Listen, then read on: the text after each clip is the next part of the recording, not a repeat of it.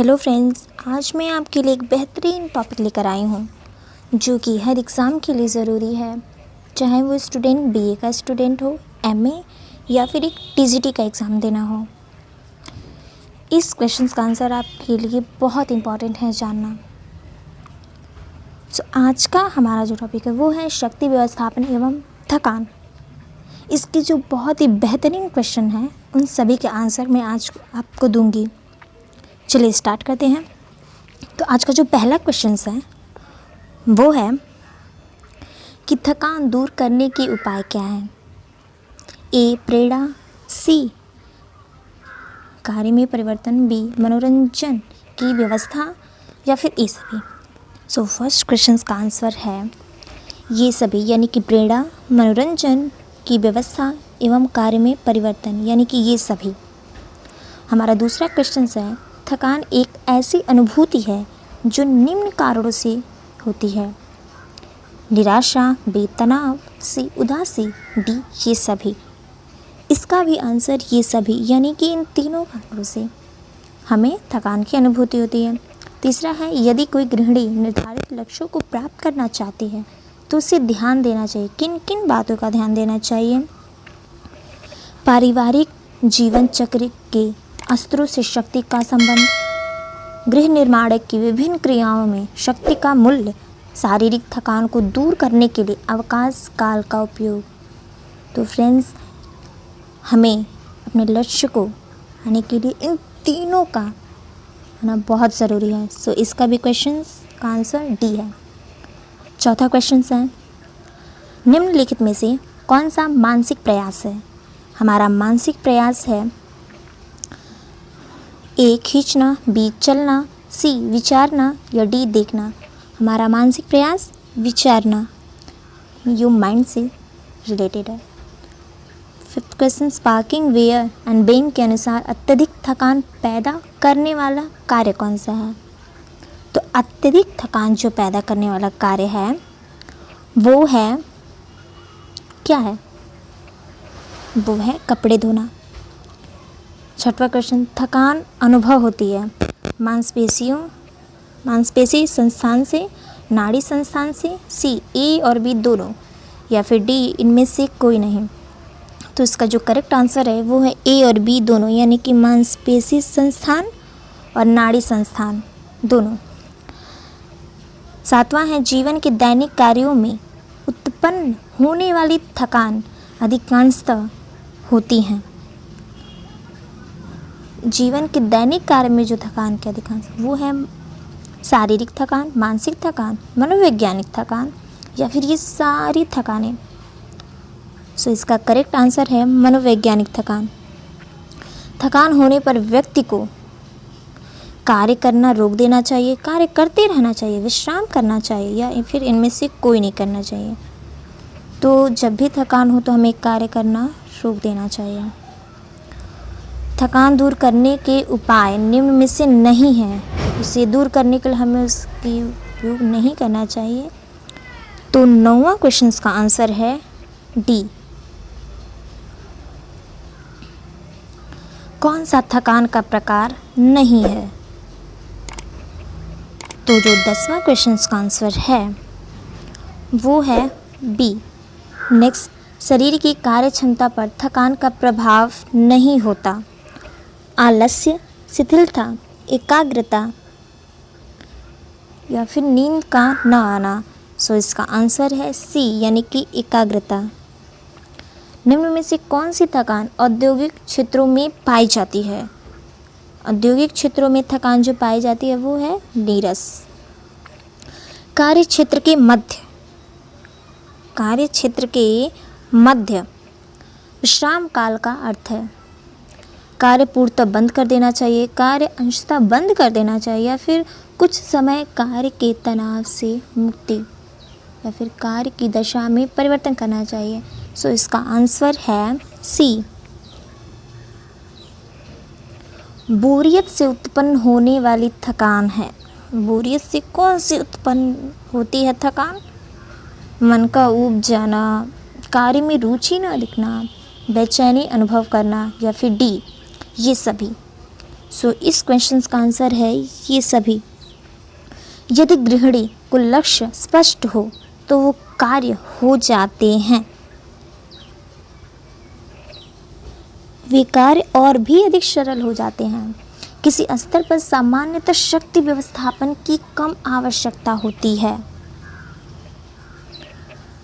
इसका correct answer है प्रथम स्तर पर। कार्य 17वां क्वेश्चन है, कार्य विश्राम एवं मनोरंजन में होना चाहिए। क्या सम्मिलित होना चाहिए? संतुलन, बी विभाजन, सी जिम्मेदारी या फिर डी आवश्यकता। हमें हर कार्य में एक बैलेंस के अकॉर्डिंग हर कार्य हमें करना चाहिए। सो है इस क्वेश्चन का आंसर ए संतुलन। जब कोई 18वां क्वेश्चन, जब कोई व्यक्ति किसी कार्य को पसंद नहीं करता है तो वह थकान होती है। ए शीघ्र, बी कुछ देर बाद, सी कुछ देर में या फिर डी इनमें से कोई नहीं। इस क्वेश्चन का आंसर है बी कुछ देर बाद।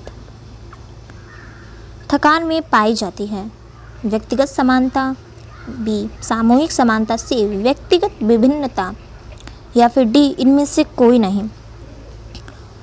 थकान में पाई जाती है व्यक्तिगत विभिन्नता। 20वां क्वेश्चन, विचारना निम्न में से कौन सा प्रयास है? शारीरिक प्रयास, बी मानसिक प्रयास, सी नैतिक प्रयास या फिर डी इनमें से कोई नहीं। तो इस क्वेश्चन का आंसर है बी मानसिक प्रयास। 21 शारीरिक प्रयास का उदाहरण है शारीरिक वार्तालाप करना, बी फैलना, सी निरीक्षण करना या फिर डी हिलना।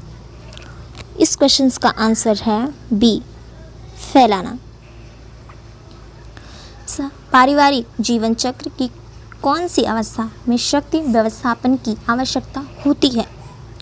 ए प्रथम अवस्था, बी द्वितीय अवस्था, सी अंतिम व्यवस्था या फिर डी इनमें से कोई नहीं।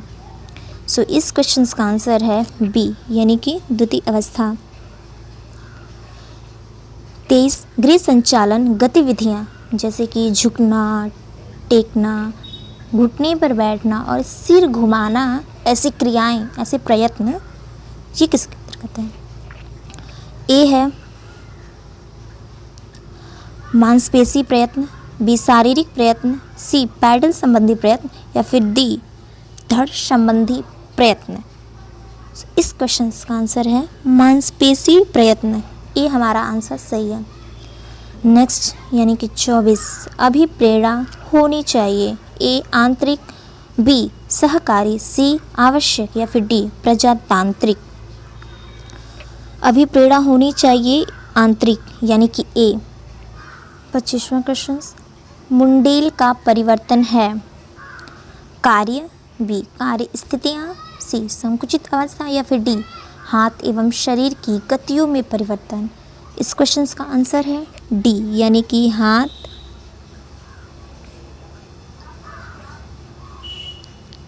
एवं शरीर की गतियों में परिवर्तन।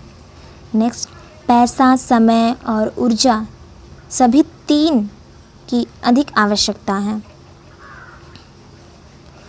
ए परिवार के जीवन चक्र के पहले चरण में या फिर बी परिवार के जीवन चक्र के दूसरे चरण में, सी परिवार के जीवन चक्र के तीसरे चरण में या फिर डी उपयुक्त सभी। सो इसका आंसर है डी यानी कि उपयुक्त सभी। अधिकतम ऊर्जा लेने वाला काम है जो काम हमसे ज़्यादा एनर्जी से होता है, जो जिसमें काम में हमारा ज़्यादा एनर्जी लॉस होता है, वो कौन सा काम है? ए बुनाई, बी आटा गूंथना या फिर सी पोछा लगाना या फिर डी धूल साफ करना यानी कि बी आटा गूंथना। इसमें हमारी एनर्जी ज़्यादा लॉस होती है। नेक्स्ट इलेक्ट्रोमायोग्राफी की पद्धति को किसका माप करने के लिए उपयोग किया जाता है? ए मांसपेशी थकान, बी मांसपेशी में होने वाली वैद्युत घटना, सी ऊतकों की क्षमता या फिर डी हड्डियों में उत्पन्न होने वाली वैद्युत घटना। तो इस क्वेश्चन का आंसर है मांसपेशी थकान। नेक्स्ट थकान और क्षमता को बचाने में जो सहायक होता है तो क्या है? ए कार्य, बी विश्राम काल, सी अधिकतम भार या फिर डी कार्य वर्ग। तो इस क्वेश्चन का अर्थ डी यानी कि कार्यवर्ग। इनमें से कुछ ऐसे क्वेश्चन हैं फ्रेंड्स जो आपके एग्ज़ाम की दृष्टि से बहुत इंपॉर्टेंट है, जैसे कि आप स्क्रीन पर देख सकते हैं कि ये 2000 जो हमारा 25 क्वेश्चन है ये 2017 में पूछा गया था, 26 भी पूछा गया था, 27, 28 भी 17 में पूछा गया था, और जो 29 क्वेश्चन है ये 18 में पूछा गया था, 30 2019 में और 31 2019 में। कुछ ऐसे इंपॉर्टेंट क्वेश्चन हैं जो बार बार रिपीट होते हैं, जो आपके लिए जानना बेहद ज़रूरी है फ्रेंड्स। आइए हमारा जो नेक्स्ट क्वेश्चन है वो देखते हैं, यानी कि 30 शारीरिक थकान का कारण क्या है। शारीरिक थकान का जो मेन कारण है वो क्या है। ए लैक्टिक अम्ल की वजह से, बी ग्लूकोज की वजह से, सी ऑक्सीजन की वजह से, या फिर डी में से कोई नहीं। तो इस क्वेश्चन का आंसर है ए। नेक्स्ट, निम्न में से मनोवैज्ञानिक थकान के प्रकार कौन से हैं। ए नीरस थकान, बी विश्राम काल, सी ए और बी दोनों, डी इनमें से कोई नहीं। जो हमारा ए और बी आंसर है ये दोनों है, यानी कि आंसर हमारा सी। सो फ्रेंड्स, ये क्वेश्चंस आपके लिए बहुत इंपॉर्टेंट था जानना। सो इस क्वेश्चंस के आंसर आप एग्ज़ाम में पूछे जाते हैं, चाहे बीए फाइनल ईयर हो या फिर हमारे एमए में क्वेश्चंस हो, क्योंकि कुछ ऐसे सिलेबस होते हैं, कुछ ऐसे क्वेश्चंस होते हैं जो हमारे एग्ज़ाम में बहुत इम्पॉर्टेंट होते हैं जानना, या फिर टीजीटी का आपका एग्ज़ाम हो, इसलिए ये क्वेश्चंस का आंसर बताना बहुत ज़रूरी था। बहुत बहुत धन्यवाद आप सभी।